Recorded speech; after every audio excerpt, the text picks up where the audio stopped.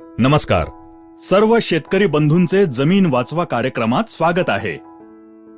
आपल्या गावात जी पण जमीन आहे त्या सर्व जमिनीमध्ये जर आपण एकाच प्रकारचे बीज, खते, एकाच ठिकाणचे पाणी दिले आणि एकसारखी मेहनत केल्यानंतर सुद्धा एकसारखे पीक येईल का? नाही. का? कारण प्रत्येक ठिकाणची जमीन वेगळी आहे. म्हणजेच सर्व गोष्टी जसे बीज, खते, पाणी आणि मेहनत एकसारख्या असून सुद्धा जर जमीन वेगळी असेल तर पीक वेगळे येते. या ठिकाणी एक गोष्ट तर पक्की आहे की पीक येण्यामागे जमिनीचे योगदान सगळ्यात जास्त महत्त्वपूर्ण आहे. जमीन हलकी तर पीक हलकं, जमीन चांगली तर पीक चांगलं. जर जमिनीला आपण ताकदवार बनवली तर चांगलं पीक घेण्यापासून आपल्याला कोणी थांबवू शकतं का? नाही. मग जर जमिनीला ताकदवार बनवायचं असेल तर तिला समजून घेणं गरजेचं आहे. जमिनीला बारकाईनं समजून घेण्यासाठी आमच्या तज्ज्ञांनी तिचं 3 भागात विभाजन केलं आहे. पहिला भाग भौतिक गुण. जमीन दिसायला कशी आहे? लाल आहे, काळी आहे की सफेद आहे? जमिनीची पाणी धरून ठेवण्याची तसंच सोडण्याची क्षमता किती आहे? हे जमिनीचे भौतिक गुण आहेत. यांना आपण बदलू शकतो का? नाही. पण याच भौतिक गुणांच्या आधारे आपण कोणतं पीक लावायचं ते ठरवतो. आता दुसरा भाग रासायनिक गुण. भौतिक गुणांच्या आधारे आपण ठरवलं की आपल्याला गहू लावायचे आहेत. आता समजा गव्हाच्या पिकाला 50 किलो नायट्रोजनची गरज आहे आणि जमिनीत 25 किलो नायट्रोजन उपलब्ध आहे. तर शेतकरी काय करेल? 25 किलो नायट्रोजन विकत आणून जमिनीत टाकेल. याचा अर्थ असा की ही जी काही तत्व आहेत जसं nitrogen, potassium, phosphorus, copper, zinc, boron, calcium इत्यादी, ही सर्व तत्व जमिनीच्या रासायनिक भागामध्ये येतात. त्यावरच आजपर्यंत शेतकरी काम करत आला आहे. या तत्वांवर काम करण्यासाठी शेतकऱ्याकडे 2 मार्ग आहेत. एकतर शेतकरी रासायनिक खते किंवा बाजारात उपलब्ध असलेल्या उत्पादनांच्या माध्यमातून ही कमतरता भरून काढतो, नाहीतर शेणखत किंवा कंपोस्ट खत या माध्यमातून भरून काढतो. आता शेणखत किंवा कंपोस्ट मध्ये काय आहे? तर यामध्ये सर्व तत्वांचे भांडार आहे जे या खताच्या माध्यमातून पिकाला मिळते. याचा अर्थ हा की आतापर्यंत शेतकरी किंवा जेवढ्या पण कंपन्या आहेत त्या याच भागावर काम करत आल्या आहेत. तो म्हणजे दुसरा भाग जमिनीचे रासायनिक गुण. म्हणजेच किती तत्व उपलब्ध आहेत आणि पिकाची गरज किती आहे त्यानुसार तत्व कमी जास्त करणे. आता आपण बघूया की भौतिक गुण आणि रासायनिक गुण यांच्या व्यतिरिक्त तिसरा भाग काय आहे आणि आपल्याला तो जरुरी आहे का? आणि हो, त्यानंतरच आपण त्यावर काम करायचं की नाही ते ठरवूया. तिसरा भाग ज्याला आपण म्हणूया जैविक गुण. जेवढे पण जीवाणू आहेत ते जमिनीच्या जैविक भागामध्ये येतात. आता हे जीवाणू आपल्यासाठी गरजेचे आहेत का? हे माहिती करून घेण्यासाठी आपण काय करू शकतो? आपण आपल्याच शेतातील माती घेऊ आणि तिचे 2 भाग करून लोहाराच्या भट्टीमध्ये त्यातील एक भाग 160 डिग्री सेल्सिअस ते 500 डिग्री सेल्सिअस तापमानात गरम करू आणि ती थंड झाल्यानंतर दोन्ही भागात बीज जर टाकले तर गरम केलेल्या भागात ते बीज कधीच नाही उगवणार. असं का? कारण 160 डिग्री सेंटीग्रेड पेक्षा जास्त तापमानात जे पण जीवाणू होते ते सर्व संपून गेले, म्हणून ते नाही उगवले. म्हणजेच बीज उगवण्याची प्रक्रिया ही जीवाणूंच्याच माध्यमातून होत होती. हे एक काम झालं. आता दुसरं काम बघा. आपण शेतकरी जेव्हा जमिनीत खत टाकतो त्यावेळी असं करतो का की पिकाच्या आजूबाजूची माती कोरून त्याच्या मुळ्या बघून खत टाकतो? नाही. आपण काय करतो? कसं पण खत फेकून येतो. आता खत तर मुळांच्या जवळ नाही पडत, ते कुठेही पडलेलं असतं. तरी पण जर 2 दिवसानंतर आपण पाहिलं तर पिकामध्ये बदल झालेला दिसून येतो. याचा अर्थ ते टाकलेलं खत पिकाला लागू पडलं, म्हणजेच खत आणि पीक यामध्ये काहीतरी हालचाल झालीये. मग काय झालं? खत चालून पिकाकडे गेलं की मुळ्या बाहेर येऊन खत खाऊन परत आत गेल्या? नाही, असं काही नाही झालं. या कामामध्ये सर्वात महत्वाचं काम जीवाणूंचं असतं. मला सांगा, जे खत आपण टाकतो ते खत पीक एकाच वेळेला घेतात का? नाही.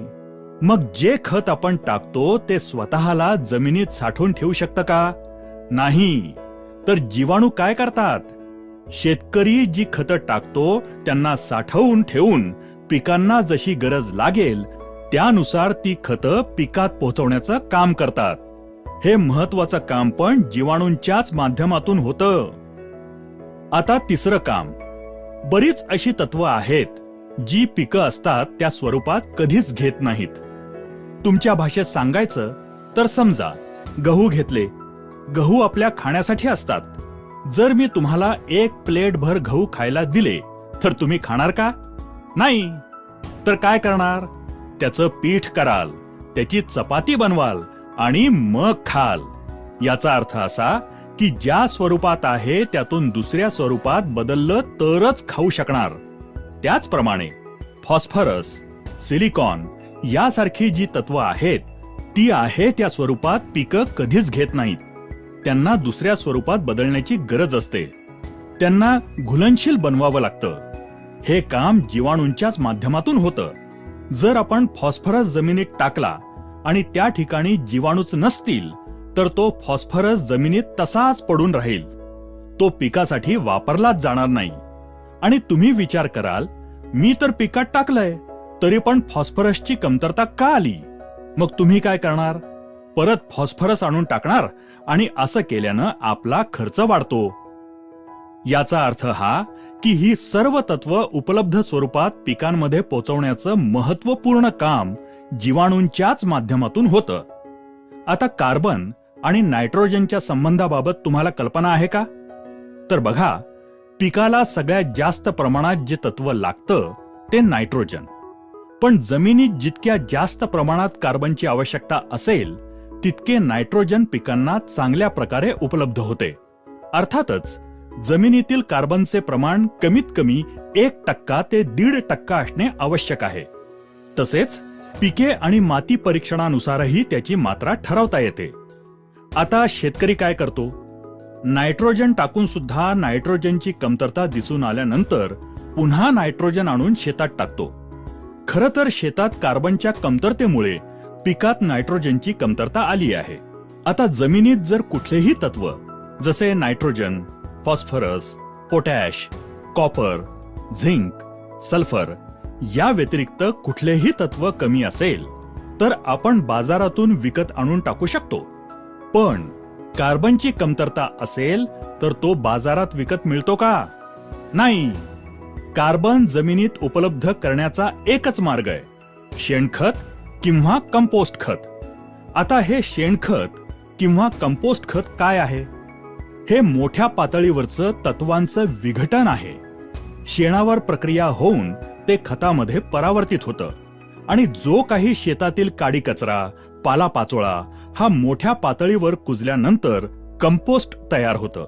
जेव्हा शेतकरी हे सर्व शेतात टाकतो तेव्हा जीवाणू त्यावर प्रक्रिया करून या खताचं सूक्ष्म पातळीवर विघटन करून त्याच्या आतमध्ये जी तत्व असतात ती काढून पिकांपर्यंत पोचवल्यानंतर जो भाग उरतो तो कार्बन असतो. याचा अर्थ हा की जमिनीमध्ये कार्बन उपलब्ध करण्याचे सर्वात महत्वाचे काम पण जीवाणूंच्याच माध्यमातून होते. आता पिकांच्या वाढीसाठी हार्मोन्सची आवश्यकता असते. रोपांना फुलांवर येण्यासाठी आणि फुलाला फळामध्ये बदलण्यासाठी सुद्धा हार्मोन्सची आवश्यकता असते. हे हार्मोन्स तयार करण्याचे काम सुद्धा जीवाणूच करतात.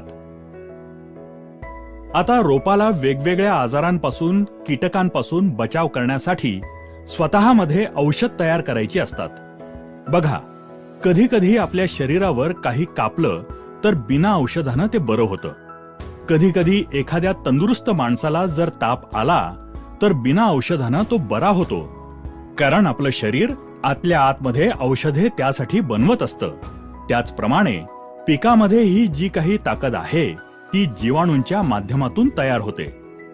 आता पहिल्यापासून बघितलं तर बी उगवण्याचं काम, आपण जी खते टाकतो ती स्वतःकडे साठवून पिकांपर्यंत पोहोचवण्याचं काम, तसंच तत्वांना दुसऱ्या स्वरूपात बदलून पिकांपर्यंत पोहोचवण्याचं काम, तसंच कार्बन जमिनीत उपलब्ध करण्याचं काम, जोडीने हार्मोन्स बनवण्याचे काम आणि औषधे तयार करण्याचे काम, ही सर्व महत्वपूर्ण कामे याच जीवाणूंच्याच माध्यमातून, याच जमिनीच्या जैविक गुणांच्या माध्यमातून होतात.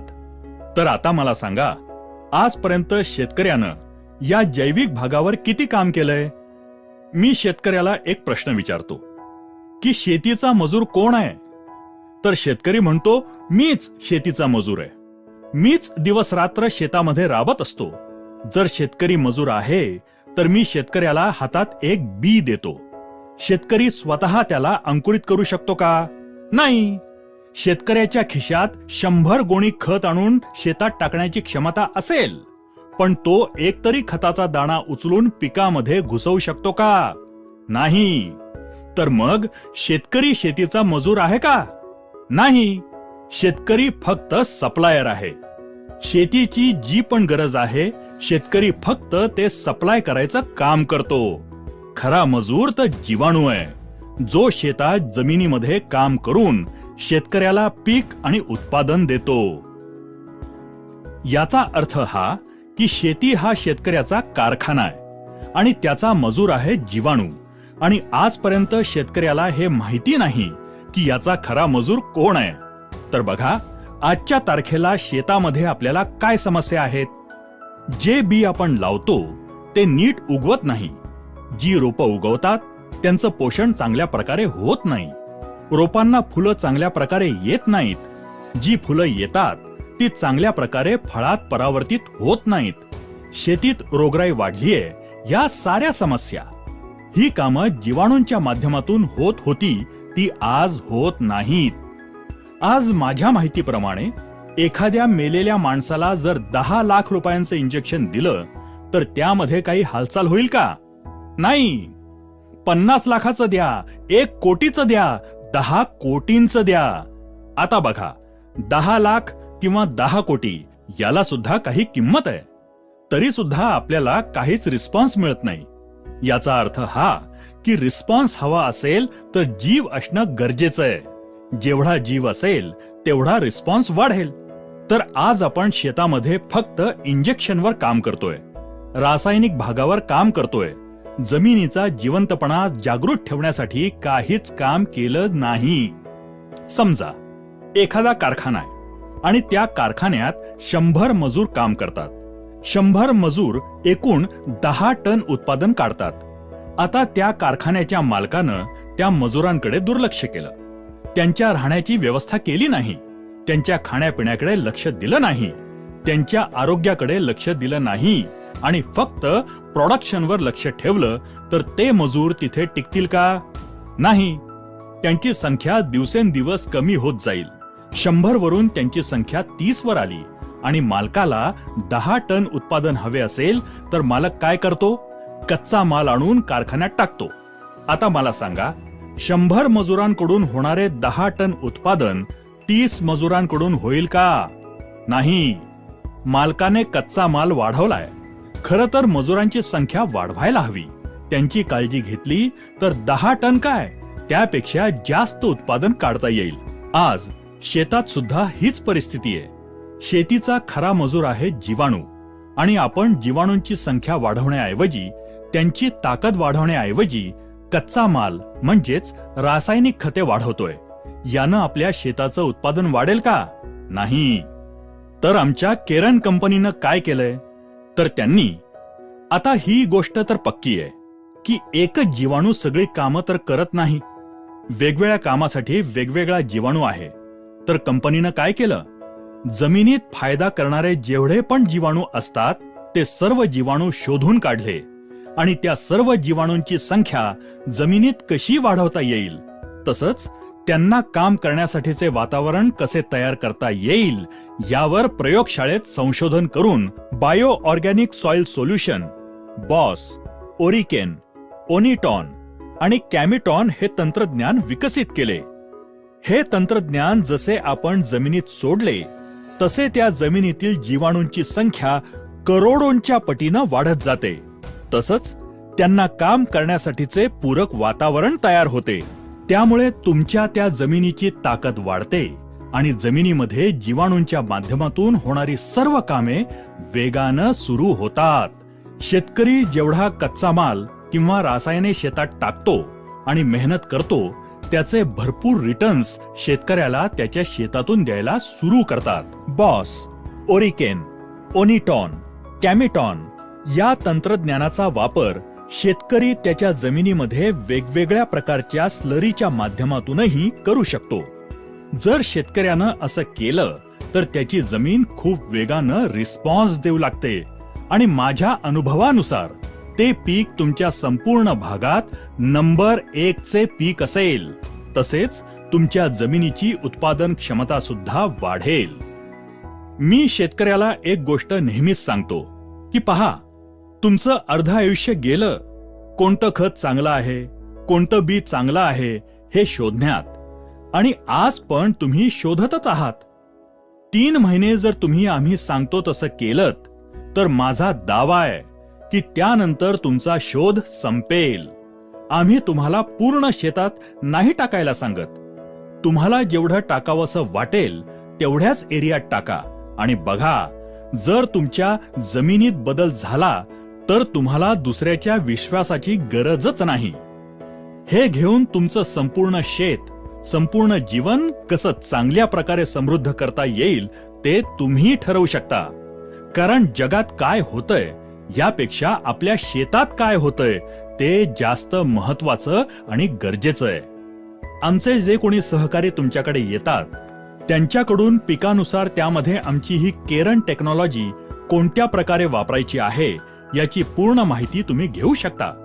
आमच्या या कार्यक्रमाला आपण लक्षपूर्वक उपस्थित राहिल्याबद्दल, आपला मूल्यवान वेळ दिल्याबद्दल सर्व शेतकरी बंधूंना केरनकडून खूप खूप धन्यवाद.